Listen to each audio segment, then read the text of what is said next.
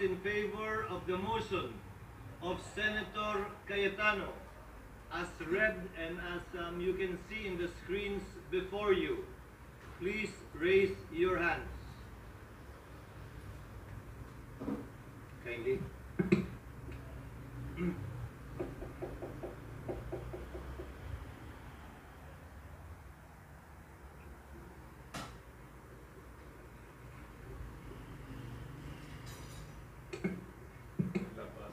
Yung makita na yung mga 230.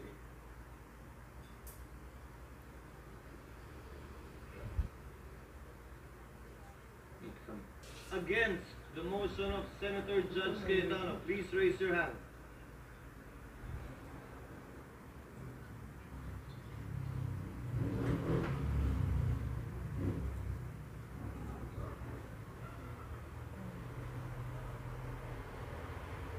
Five. Lima lang.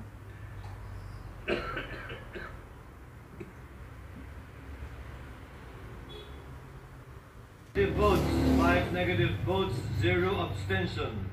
The motion of Senator Cayetano is carried. What is the pleasure of Senator Judge Tolentino? Mr. President, my affirmative vote is subject to my qualifying, continuing firm stand that the acts of the 19th Congress's impeachment trial court cannot be carried over to the 20th Congress. It has reference to the number 2 paragraph of the amended Senator Judge Cayetano's motion, amending Senator De La Rosa's motion. Please have the said be part of the records of this trial court. Naniniwala po ako na hindi po talaga pwede at dapat tumawid. Salamat po, Mr. Presiding Officer. Duly noted and entered into the records, Senator Estrada. Senator Judge Estrada, you may proceed, sir. Thank you, Mr. President. Mr. President, having previously served 2 terms in the Senate and participated in an impeachment proceeding in the past, I can confidently say that I am no longer inexperienced when it comes to handling matters related to the impeachment process. Mr. President, Mr. Presiding Officer, personally, malalim po ang hugot ko sa issue ng impeachment dahil minsan ang pinagdaanan namin ito ng aming pamilya. Nung ma-impeach ang aking ama, si dating Pangulong Joseph Estrada, noong panahon ng panunungkulan niya, hindi siya nabigyan ng patas na paglilitis dahil naudlot ito bunsod ng pag-walk out ng mga miyembro ng prosecution panel sa kalagitnaan ng isinasagawang pagdinig doon ng Senado. And the rest, as they say, is history. That's why I feel strongly about following each step in the Constitution. It is a sensitive matter that I take to heart.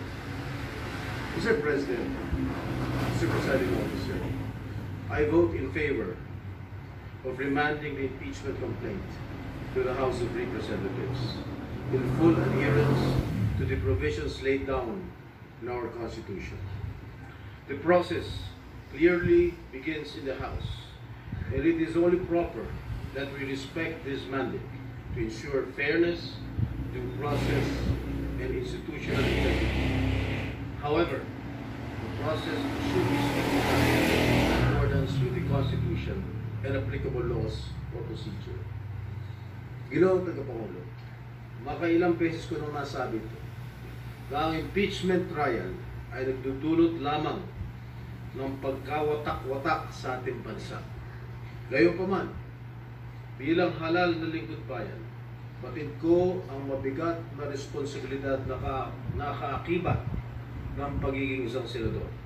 Ang umupo bilang isang hurado sa impeachment trial at nakahanda akong tuparin ito.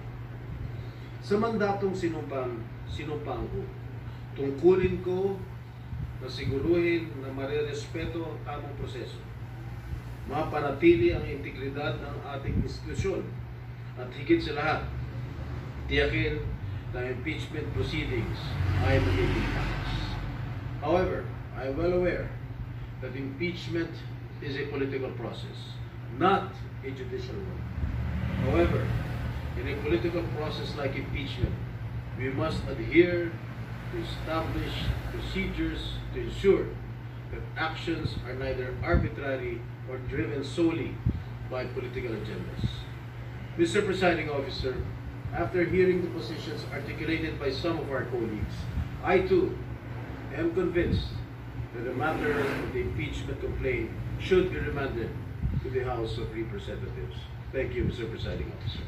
Noted and entered into the record, Senator Judge De La Rosa, thereafter Senator Judge Padilla, and thereafter, ladies first, Senator Judge Marcos, and then Senator Judge Gatchalian, in that order. You may proceed, sir. Mr. President, Mr. Presiding Officer, just a short manifestation. With all due respect to the Presiding Officer, may this humble representation request the Presiding Officer to refer this motion as motion of Senator Bato de la Rosa as amended by Senator Cayetano, because the way you said it, Mr. President, this is the proposal of Senator Cayetano only. I am already forgotten. So I just would like to manifest that, please don't forget me, Mr. President. Noted and entered into the Presiding record, Officer. Senator Padilla. You may proceed, sir. Maraming salamat po, aming tagapangulong pinunong hukom. Gusto ko lamang pong lagay sa talaan ng ating bulwagan na ako po ay katulad ni Senator Tolentino ay naniniwala po na hindi na po dapat tumawid pa sa susunod na Kongreso ang impeachment. Yun lamang po. Maraming salamat. Thank you, Senator Judge Padilla.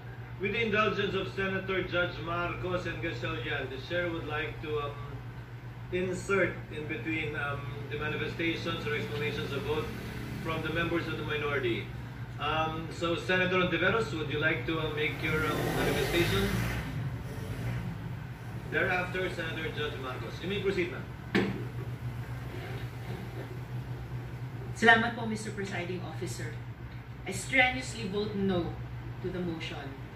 The wording of the approved motion introduces unnecessary ambiguity to the already politically charged proceedings. Ang return po ay pagsauli o pagbalik. Sa usapin ng judiciary, nire-remand ang kaso pabalik sa lower court for further proceedings. Kaya po, I cannot accept this kind of wording. It is dangerous and disingenuous, particularly when the rules of court have suppletory application.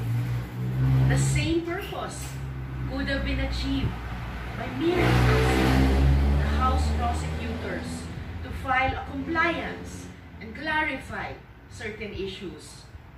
Wala pong remand o return sa konstitusyon. Ang obligasyon natin, try and decide. Isa po itong kabalintunaan, Mr. Presiding